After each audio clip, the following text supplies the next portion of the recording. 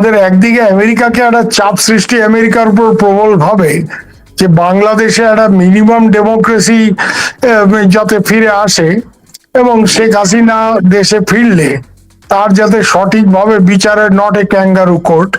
হ্যাঁ, এবং শেখ হাসিনা তাহলে দেশে ফিরতে চাইছেন, এই এই প্রশ্নটা উঠেছে। শেখ হাসিনা এখন হইচই করছেন উনি দেশে ফিরবেন, হইচই মানে কি একেবারে ডিটারমিন্ড উনি যাবেন, পারলে কাল পরশু ঢুকে যায় এরকম একটা হাব ভাব। কিন্তু এইটা তো উনি অনেকদিন ধরেই বলছেন যে আমি যাব, এবং ভারতীয়দের সাথে একদিকে ওনার টানাপোড়েন চলছে, কারণ আমাদের লোকজনের ওনার সিকিউরিটি নিয়ে সাংঘাতিক কনসার্ন রয়েছে। হ্যাঁ, এক। 2 নম্বর হচ্ছে যে এখন যে একদিকে শেখ হাসিনার যেমন চাপটা বাড়ছে যে আমি আমি 2 বছর হয়ে গেছে, এবার আমি বসে থাকবো না, আমাকে দেশে ফিরতে হবে, এবং উনি মোটামুটি আল্লাহ ভরসা মোটে আছেন। হ্যাঁ, তো এইটা একদিকে যেমন ব্যাপার, অন্যদিকে এইটাই যাতে উনি ফিরে যদি যান যে সে তাহলে যাতে বিপদে না পড়েন, তৎক্ষণাৎ ফাঁসি টাসি ইত্যাদি যেগুলি ওই এনসিপি বা জামাত টামাত হয়তো চায়। তো তার জন্য ভারত জোরালোভাবে আমেরিকানদের বহুদিন ধরেই চাপ সৃষ্টি করছে। কথাই আপনাকে বলতে পারি যে আমেরিকানদের উপরে যেমন আমাদের প্রেশার আছে, প্রচন্ড প্রেশার আছে যে শেখ হাসিনাকে ফিরে গেলে, এবং সব থেকে বেশি প্রেশার কি নিয়ে জানেন, আওয়ামী লীগের উপরে ব্যানটা তোলো। আমেরিকানরা আমাদের বোঝাবার চেষ্টা করছে যে আমরা তোমাদের সাথে we are on the same page, আমরাও শেখ হাসিনার ব্যাপারে মানে আমরাও বাংলাদেশের ডেমোক্রেসির ব্যাপারে উদ্বিগ্ন। যাই হোক, ওরা বিরাট উদ্বিগ্ন বাংলাদেশের ডেমোক্রেসির ব্যাপারে। তো আমরা বলেছি the proof of the pudding is in the eating. হ্যাঁ, শুধুমাত্র ওই দীনেশ ত্রিবেদীর সাথে গিয়ে তুমি ওখানে মিটিং করলে, তবে এইটা ঠিক ভাই যে দীনেশ ত্রিবেদীর সাথে সার্জিও গৌর ওখানে গিয়ে মিট করার তো কোনো কারণ ছিল না। He has gone to meet Bangladeshi officials, ওনার যাই বক্তব্য রাখ। দীনেশ ত্রিবেদীকে মিট করে বোধহয় একটা সিগন্যাল দেওয়ার চেষ্টা করছে যে India and America is on the same page. তো সেটা আমরা বলেছি, if you are on the same page with us, do what we are asking you to do. তোমাকে আমরা যেটা চাইছি সেটা করো। হ্যাঁ, ওই এখানে একরকম, ওখানে গিয়ে আবার তোমরা ওখানে গেলে, সার্জিও গৌর গেল, তারপরেই তার ব্যাপারে নানা রকম উল্টো পাল্টা কথা বলা শুরু হলো। আর আরেকটা হলো যে আপনার মোফার যে প্রেস স্টেটমেন্ট শেখ হাসিনাকে নিয়ে, তো শেখ হাসিনা এখানে প্রেস কনফারেন্স করবে, it was the demand of the international media. ছাগলগুলি যদি এটা না বোঝে যে foreign correspondence club, this was not organised by India government or Awami League or anybody else for that matter, or any Indian press club. This is the Foreign Correspondents Club of South Asia. কেন একটা জিনিস কি ভাই আপনি জানেন যে বড় বড় western media, Japanese media, global media যারা বলতে পারে, ইভেন চাইনিজ মিডিয়া, হ্যাঁ, বা ধরুন হংকং এর সাউথ চায়না মর্নিং পোস্ট, যার জন্য আমি দীর্ঘকাল লিখেছি, এদের ব্যুরো চিফ সাউথ এশিয়া সবসময় কিন্তু they are based in Delhi, because India is the main country in this reason. তারপরে কেউ কেউ ওরা 2-1জন স্ট্রিঙ্গার ফিঙ্গার নেয় বাংলাদেশে, এর বেশি তো কিছু থাকে না। এদের কজনের ব্যুরো আছে ঢাকাতে আপনি বলুন। তো এরা সব দিল্লি বেসড, এরাই এখান থেকে কাভার করে, হয়তো 1-1জন স্ট্রিঙ্গার ওখানে রাখে। ওই BBC perhaps is the only major organization, আমিও বিবিসিতে দীর্ঘ 17 বছর কাজ করেছি, আমি জানি যে ঢাকাতে ফুল ফ্লেজেড সেট আপ ওই বিবিসির আছে।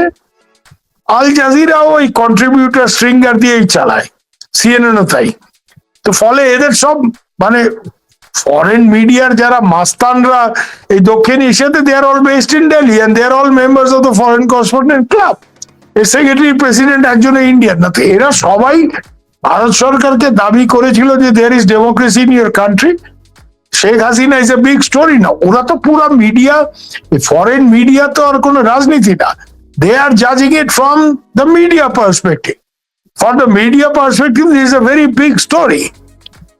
দেখুন ভাই, সিরিয়াতে প্রাক্তন রাষ্ট্রপতি হাফেজ আল আসাদ, তাকে মৃত্যুদণ্ড দেওয়া হয়েছে। তো সেই কি মৃত্যুদণ্ড মাথায় করে সিরিয়াতে ফেরার কোনো ঘোষণা দিয়েছে? দেয়নি, দেবেও না। আমি লিখে দিতে, ইটস অনলি শেখ হাসিনা। তো যেহেতু একজন ফরেন, মানে here is a lady, not only lady, she is a traditional lady. হ্যাঁ, আপাতত কোনোদিন স্কার্ট টার্ট, মানে শি ইজ নট ওয়েস্টার্নাইজড, এক কথায় যেটা বলতে চাইছে। হ্যাঁ, তো তো উনি ট্র্যাডিশনাল লেডি, ঘরের বউ, রাজনীতি করছেন, হ্যাঁ, তার বাপকে পুরো ফ্যামিলিকে এভাবে মেরে ফেলেছে, এরপরে তার এতটা সাহস যে সে দেশে ফিরে যাচ্ছে মৃত্যুদণ্ড মাথায় নিয়ে। This is A story of exceptional courage. এবং এই এই হিসেবেই ফরেন মিডিয়া স্টোরিটাকে ট্রিট করছে। আমি এত বছর এটা বুঝবেন, বাংলাদেশের অন্যেরা না বুঝলে এটা শফি ভাই বুঝতে পারবেন, উনি স্বীকার করুক বা না করুক, কেন শফি ভাই তো একসময় এএফপি তে he has been a proper journalist. Shafi ভাই এটা বুঝতে পারবে যে সাহেবদের priority, they are treating it as a story of exceptional courage, যে পৃথিবীর এরকম কোন লিডার নেই। এখন এই যে আসাদের কথা বললাম, they are not going to come back to their own country, হ্যাঁ, with a death penalty on their head. আপা এটা করছেন, এটা করার ফলে মানে এটা western media, Japan, Singapore, all this people, I know many of them, for them it's a very big story. এটা এতদিন স্টোরিটা এখান থেকে ওখান থেকে খবর নিয়ে করছে, তারপরে ওরা বললো যে না, উই হ্যাভ টু হিয়ার ইট শেখ হাসিনা। এখন আরেকটা হচ্ছে কি, শেখ হাসিনা 2-1টা এক্সক্লুসিভ ইন্টারভিউ দিয়েছে, তখন এদের সবার দাবি যে সবাইকে তো উনি এক্সক্লুসিভ দিতে পারবেন না, বাট ইট ইজ আনফেয়ার, এত বড় একটা স্টোরি উনি একজন দুজনকে বলবেন আর কাউকে বলবেন না। আর আপনি জানেন মিডিয়ার মধ্যে কিরকম কম্পিটিশনের একটা ব্যাপার থাকে। এর ফলে ভারত সরকার বাধ্য হয়ে এটা রাজি হতে হয়েছে। এখন এটা হয়েছে দেখে ভারত সরকার বিরাট অপরাধ করেছে বলে যদি বাংলাদেশ সরকার মনে করে, এবং এই একটা কারণ দেখিয়ে, আসল কারণ উনি ব্রিক্সের সম্মেলনে তারেক রহমান আসবে কি আসবেন না, এটা তো সমস্যা আমেরিকা। আমেরিকা উনি চীন করছেন, এটা ভালো চোখে দেখছেন না, কারণ আমেরিকা চাইছে বাংলাদেশের ভূখণ্ড ব্যবহার করে বার্মিজ সিভিল ওয়ারে ইন্টারভেন করতে। ইতিমধ্যে ইউনূস সাহেব থাকার সময় এই রাখাইন করিডোর ব্যবহার করে প্রচুর হাতিয়ার বার্মিজ গেরিলা গোষ্ঠীগুলিকে দেওয়া হয়েছে এবং তারা সক্রিয় হয়েছে, যার ফলে আজকে মায়ানমারের ওই দেশের মাত্র 40% এলাকা, বাকিটা বিভিন্ন রেবেল গ্রুপসদের হাতে চলে গেছে।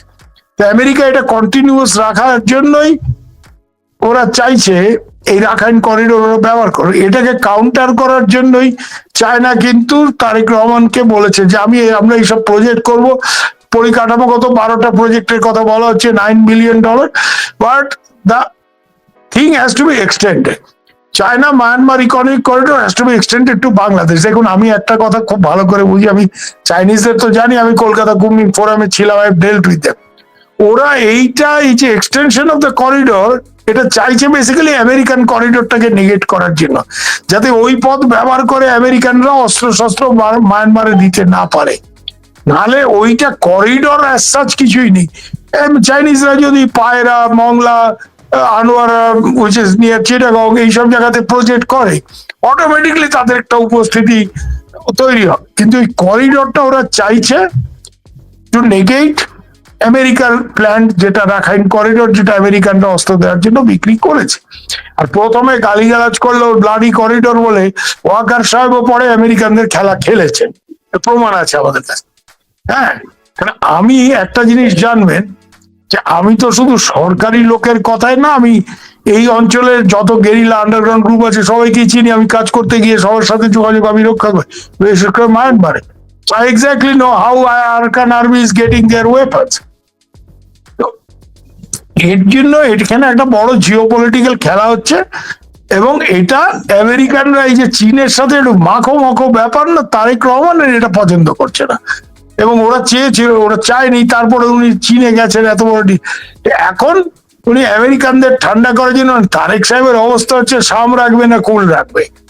হ্যাঁ, তো এই জন্য উনি দিল্লি আসবেন না, তো দিল্লি একটা এখন ইস্যু দেখাতে হবে। দিল্লি উনি আসবেন না আমেরিকানদের ভয়, কিন্তু এটা একটা ইস্যু দেখাতে হবে যে আমি ভারতের উপর খুব ক্ষুব্ধ, ভারত কেন শেখ হাসিনাকে এইসব কথাবার্তা, শেখ হাসিনাকে ফেরত দিতে হবে, নাহলে আমি আসবো না। আমি চ্যালেঞ্জ করে বলছি, শেখ হাসিনাকে যদি কালকে ভারত ঢুকিয়ে দেয়, তারপরে উনি আসার আগে চিন্তা করবেন কেন ওখানে আমেরিকান চাচারা বসা হয়ে যায় কিনা। This is the real thing. Tarek Rahman ভারতকে শর্ত দিয়েছে, হয় প্রত্যাবর্তন, আর না হয় শেখ হাসিনাকে ভারত আসতে দিবে না, তবেই তারেক রহমান ভারত যাবে। সুবিধা এই নিউজের ব্যাপারে কিছু জানেন কিনা? মানে যে শেখ হাসিনাকে হয় বন্দি বিনিময় চুক্তি অনুযায়ী প্রত্যার্পণ করতে হবে, আর না হলে শেখ হাসিনা যদি নিজে আসতে চাচ্ছেন এইটা ভারত আটকাইতে হবে, তাহলে যাবে, এরকম একটা প্রশ্ন দর্শকের আছে আপনার কাছে।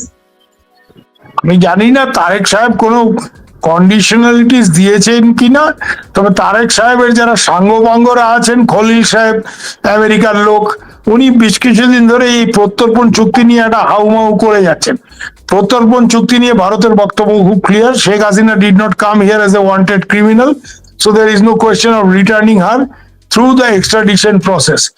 তুমি যেভাবে ওনাকে এখানে পাঠিয়েছিলে, হ্যাঁ, your army chief wanted security for the serving prime minister. She was serving prime minister. She did not resign. তো উনি সার্ভিং প্রাইম মিনিস্টার হিসেবে এই দেশে এসেছিলেন for security, and we gave that. Now you take her back, you send your helicopter, you send your plane, take her back. তারপরে ওখানে গিয়ে তোমরা কি করবে না করবে এটা তোমাদের ব্যাপার, কিন্তু এক্সট্রাডিশনের মধ্যে ইন্ডিয়া যাবে না, এটা জানে। আর তারেক রহমান অত বেশি শর্ত টর্ত দিলে India is not oblige to oblige him. Let me be very straight and clear. উনি আসবেন, অত শর্ত দেওয়ার কিছু নেই। হ্যাঁ, উনি দেশে ফিরেছেন, কি ধরনের মানে আশ্বাস, কারা সেই আশ্বাস দিয়েছিল ওর মধ্যে আমি নাই বা গেলাম। এটা অনেকেই জানেন বাংলাদেশের, যে উনি কার আশা ভরসায়, কার আশ্বাসের পরিপ্রেক্ষিতে উনি দেশে ফিরেছেন। উনি, ওনার আম্মু এত অসুস্থ ছিল, উনি তো বুক ফুলিয়ে হুড়মুড় করে দেশে ঢোকেননি, ওনার একটা প্রেক্ষাপট ছিল। সেইখানে আমাদের কি ভূমিকা ছিল সেটা আমি পুরোপুরি জানি, এখানে আর অত বলার কিছু নেই। Everybody knows it in Bangladesh how Tarek Rahman came back. সেই লোক আজকে 15টা শর্ত দেবে আর ইন্ডিয়া উইল অবলাইজ হিম, এটা মনে করার কোনো কারণ নেই। আর এমনিতেই তো শেখ হাসিনা ফেরত যাবে বলেছেন, তো অত কায়দা কারণের কি আছে? You take her back and do what you want to do. Just take a দাদা, গত দুদিন ধরে খুব আলোচনা ছিল ঢাকায় যে তারেক রহমান সাহেবের সবাই বিএনপি সরকার আওয়ামী লীগের উপর কার্যক্রম নিষেধাজ্ঞাটা প্রত্যাহার করে নিচ্ছে, যদিও বাংলাদেশের তথ্যমন্ত্রী, ইনফরমেশন মিনিস্টার এটা অস্বীকার করেছেন, কিন্তু আলাপ আছে খুব জোরে সোরে যে বোধহয় সিচুয়েশন এদিকে যাচ্ছে যে সেপ্টেম্বর নাগাদ গিয়ে হয়তো বা আওয়ামী লীগের ইন্ডিয়া কিন্তু এইটা ইন্ডিয়ার দাবি নাম্বার 1। ইন্ডিয়া বলেছে Bangladesh must return to N inclusive democracy. এটা আমার কথা নয়, আমাদের ফরেন মিনিস্ট্রির যে স্পোক্স পারসন উনি বারবার এই কথাটা বলেছেন, Randeep Jaiswal. This is the ইয়ে অফ ইন্ডিয়া গভর্নমেন্ট, এবং এটাই আমরা আমেরিকানদেরও বলেছি যে তোমার দেশে ডেমোক্রেট হেরে গেছে তো ব্যান করে দেবে নাকি? ইন্ডিয়াতে আমরা কংগ্রেসকে ব্যান করে দেবো? We can't pretend that we have democracy. বাংলাদেশে আওয়ামী লীগের উপর থেকে ব্যানটা উঠতে হবে, এটা আমাদের গভর্নমেন্টের একদম ডেফিনেট বক্তব্য। এখন ওঠাবে কি ওঠাবে না এটা তো তারেক সাহেবের ব্যাপার। কেন, তারেক সাহেব প্রথমে এই ধরনের ব্যাপার, এইরকম একটা ব্যাপার ছিল, কিন্তু উনি পাওয়ারে এসে আবার নতুন করে যেটা অর্ডিন্যান্স ছিল সেটাকে একেবারে আইন করে আওয়ামী লীগকে ব্যান করলেন। তো এটা করলে বাংলাদেশে স্টেবিলিটি ফিরে আসবে এটা মনে করার কোনো কারণ নেই, কারণ আওয়ামী লীগ কোনো এক হুজুর দুই হুজুরের ওই নেজামত খেলাফত টাইপের তো দল না, it's a major mass party. So Awami লীগের উপরে ব্যানটা তুলতে হবে।